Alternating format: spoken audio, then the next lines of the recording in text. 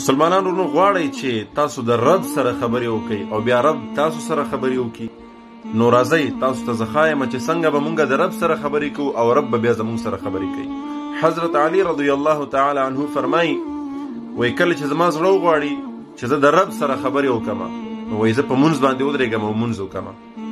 او وایي کله چې بیا زه دا وغواړم زما زړه داسې وشي چې رب ما سره خبرې وکړي نو وایي زه قرآن راواخلم تلاوت شروع کړم. نو که غواړئ چې رب سره خبرې وکړم مونځ کوئ، او که غواړئ چې رب ما سره خبرې وکړي نو د قرآن تلاوت کوئ. مسلمانان ورونو غواړئ چې تاسو د رب سره خبرې وکړئ او بیا رب تاسو سره خبرې وکړي،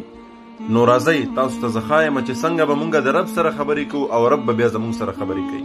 حضرت علی رضی الله تعالی عنه فرمایي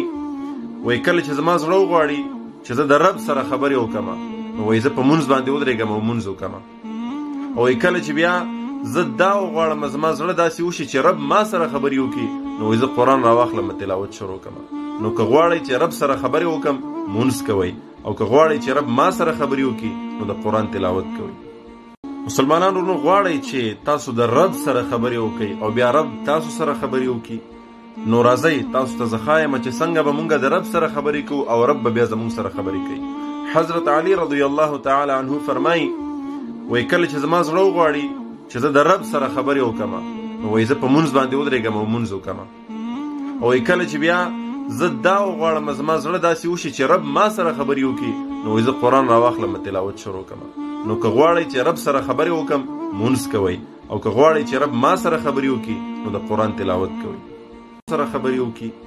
نو راځئ تاسو ته زه ښایم چې څنګه به مونږ د رب سره خبرې کوو او رب به بیا زمونږ سره خبرې کوي. حضرت علی رضی الله تعالی عنه فرمایي وایي کله چې زما زړه وغواړي چې زه د رب سره خبرې وکړم نو وایي زه په مونځ باندې ودرېږم او مونځ وکړم، او وایي کله چې بیا